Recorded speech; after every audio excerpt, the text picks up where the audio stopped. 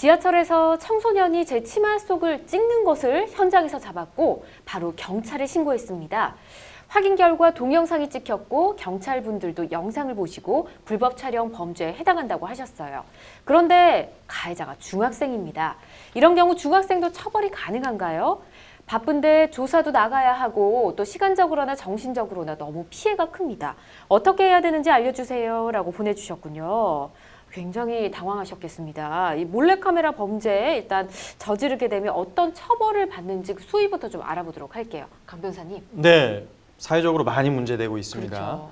성폭력 처벌법에 해당 규정이 있습니다. 성폭력 처벌법 14조 1항에서 규정하고 있는데요. 이렇게 성적 수치심이 들 만한 그런 영상을 불법적으로 촬영한다. 그러면은 5년 이하의 징역 또는 3천만 원 이하의 벌금에 처할 수 있도록 이렇게 성폭력 처벌법에 규정되어 있습니다. 네, 아주 강력한 처벌 규정이 있는데 몰카 범죄를 저지른 사람의 휴대전화에 만약 성범죄 관련 영상들이 지금 이 발견된 이 사건 말고 여러 건이 있다. 가중처벌될 수 있을까요? 네, 그 형사처벌의 수위를 결정하는 가장 중요한 기준은 그런 어떤 범죄 행위의 불법성의 크기입니다. 네. 그 당연히 우발적으로 한 번 촬영한 사람하고 굉장히 의도적으로 많이 촬영한 사람은 그 처벌 수위가 달라지게 될 것인데요.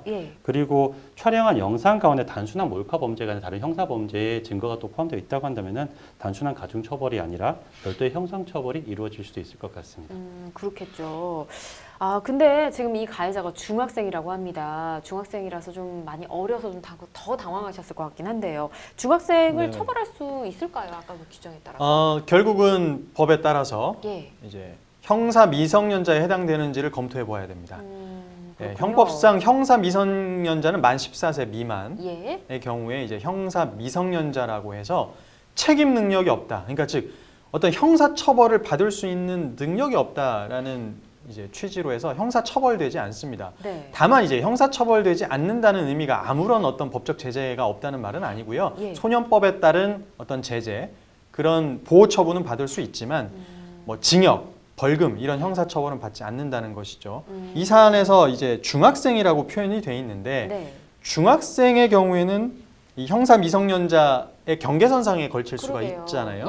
만 14세면은 뭐 우리나라 뭐 나이로 치면은 15세가 될 수도 있고. 맞아요. 뭐 중2나 중3 그렇죠. 경우에 따라서는 16세 생일이 지나지 않으면 뭐 16세가 될 수도 있고. 그러니까 검토를 해봐야 되는데 만 14세가 죄송합니다. 범행 당시를 기준으로 만 14세가 되지 않았다. 그러면 형사처벌 받지 않을 수 있습니다. 아, 그렇군요. 네네네.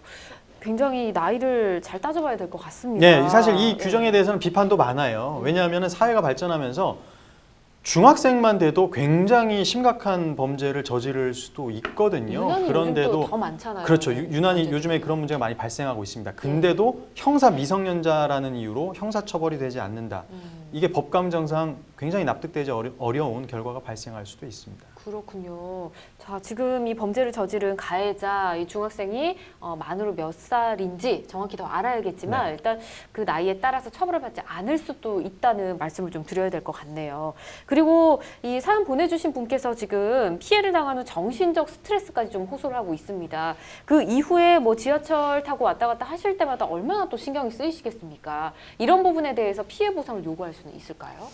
네, 그 본인이 불법 몰카 범죄 피해자라는 걸 알게 되셨으니까 정신적 스트레스가 매우 크실 것 같습니다.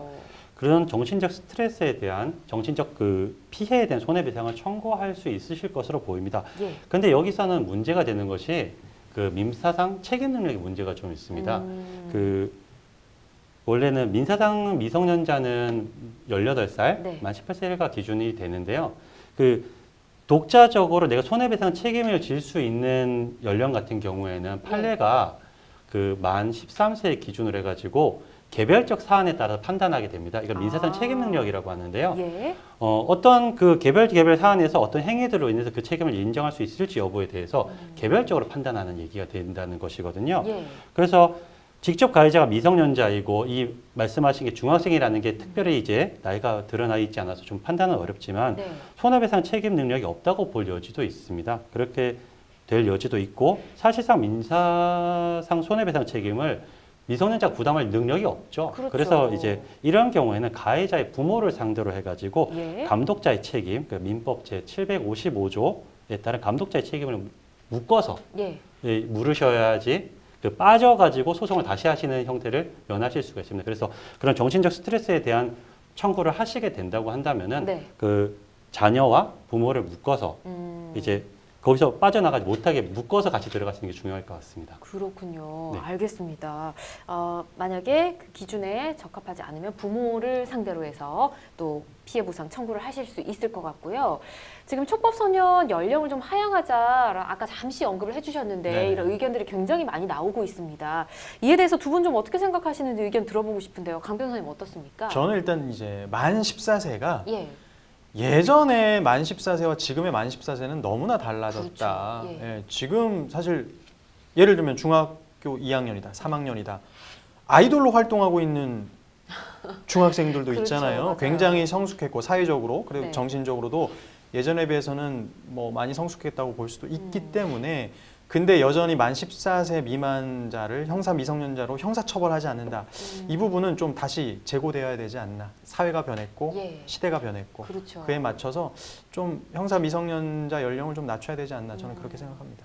박 변호사님도 뭐 비슷하게 말씀해 주실 것 같긴 한데요. 네, 그 규정된 시기가 매우 오래됐고요. 예. 지금 사회 변화 속도가 매우 빠릅니다. 그래가지고 이제 변화는 필요한데 아직 적극적으로 공론의 장이 형성되지는 않은 것 같아서 그 부분에 대해서 이제 그 관계 부처에서 네. 적극적으로 의견을 수렴해서 진행하시는 것이 어떨까 싶습니다. 알겠습니다.